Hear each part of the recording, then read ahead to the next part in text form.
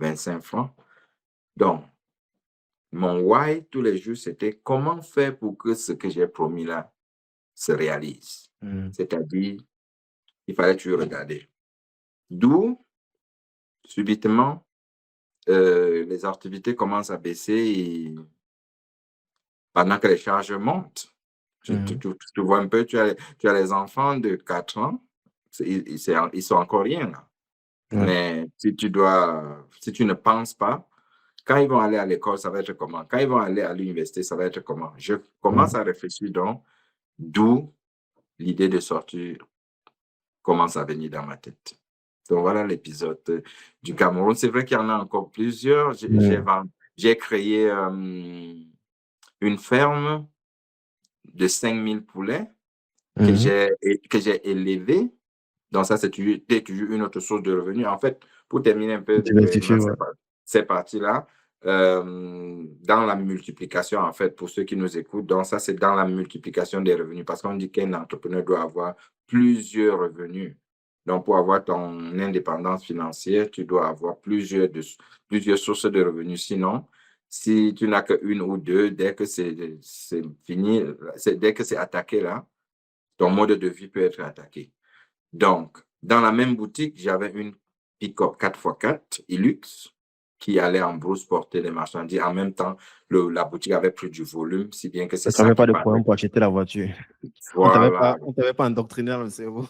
Non, non, mais juste pour parler quand même, cette pick-up-là, à l'époque, l'achetait à 6 millions de francs, dans les années 97, Mais sauf que 18. c'était un cheat code. Parce que là, tu avais ton propre truc que tu pouvais envoyer dans n'importe quel coin pour aller prendre des marchandises qui sont normalement difficiles d'accès pour d'autres personnes qui veulent même imiter ce que tu fais. Donc, tu as un unfair advantage par rapport au concurrent, quoi. Exactly. Et je profitais donc de ça pour que la pick-up non seulement soit là pour ravitailler ma boutique, mais que ce soit aussi une source de revenus.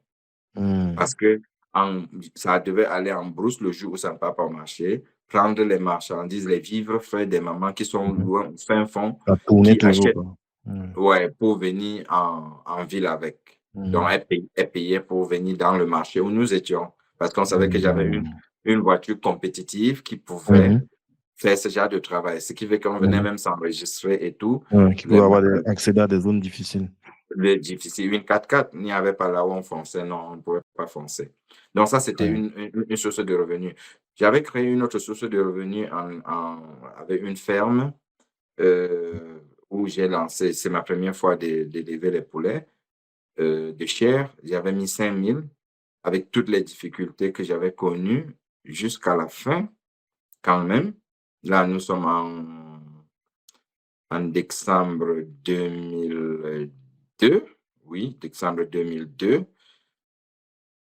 Le 23, pratiquement, oui, le 23 décembre 2002, parce que ça, c'est des choses qui m'ont marqué.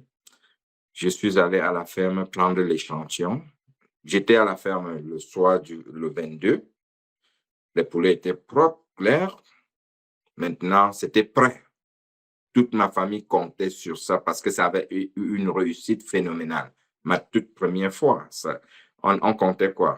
À peine 200 morts. Et ma grande soeur disait, non, ça c'est rien. Et tout. Ouais. Je vais donc à la ferme le 23 matin très tôt pour prendre l'échantillon avec la pick-up que je vais aller présenter aux grossistes au marché central, dans les différents marchés, afin qu'ils viennent déstocker. À la fin, oui, pour prendre de grosses Voilà, proportions, quoi. exactement. Tu sais quoi je trouve à la ferme, Guy? Est-ce que tu vas me sortir encore comme si vous êtes pas. Je trouve la ferme vide. Bon, c'est quoi l'histoire cette fois-ci? C'est les employés que c'est. Je trouve la ferme vide. Ça veut dire que j'avais laissé un gardien à la fin. Donc, c'est pourquoi, chers amis, une fois de plus, conseil, travaillez pour créer de l'argent, investissez, mais protégez aussi.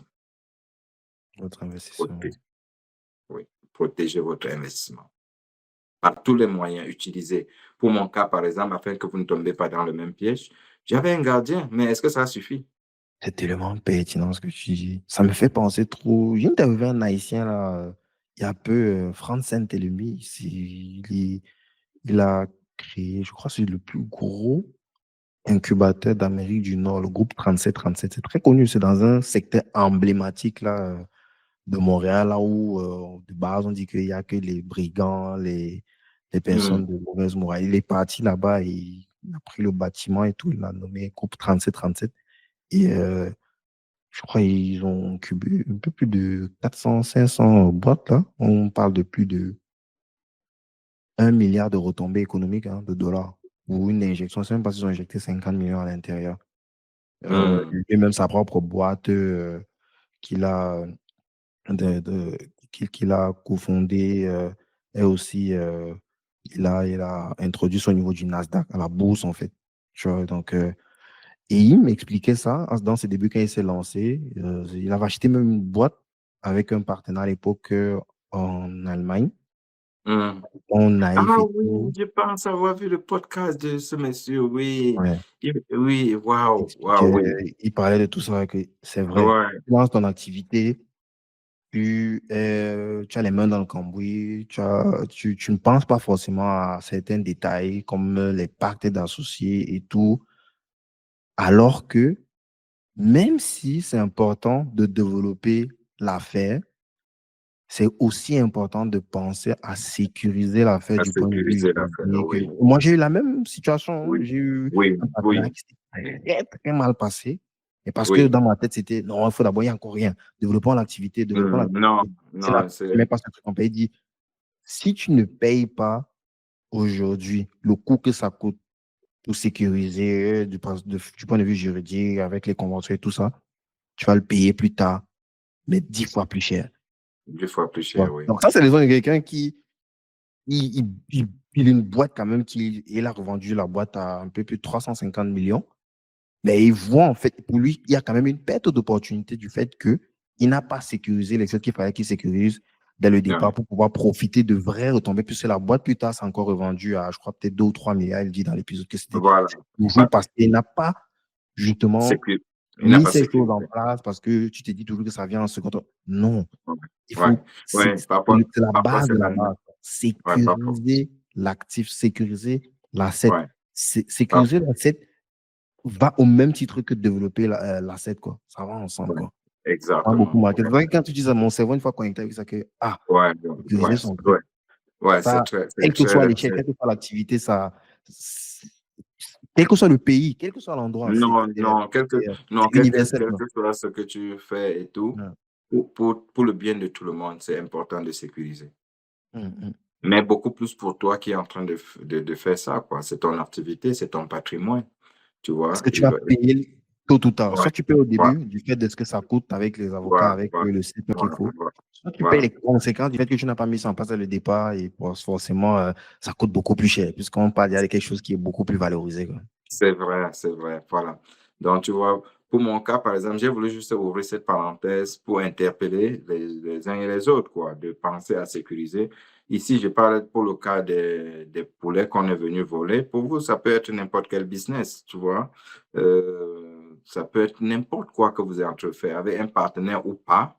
Vous cherchez à sécuriser. Aujourd'hui, la technologie a tellement évolué qu'on peut utiliser des nouvelles technologies. Par exemple, ici, nous avons notre centre de distribution d'épicerie au Cameroun. Bon, on vérifie ça à partir d'ici. Au Canada, on a des Les caméras partout. On caméras, peut interpeller les gens à tout moment. Donc, bref, c'était pour parler de cette partie-là que complètement aligné avec toi. travailler, créer de la richesse, oui, investissez, mais protéger aussi. Sécurisé. C'est très bien. Parce que ce jour-là, je vois la ferme vide et je ne vois pas le Ça fait gardien. mal. Ah oui, ah oui. Ah oui, la ferme est complètement vide, vide. Mais je veux aussi profiter toujours de ça pour vous dire que j'ai pas baissé les bras. J'ai eu un autre mindset à ce niveau. La ferme était faite en matériaux provisoires, c'est-à-dire en planche. Mhm.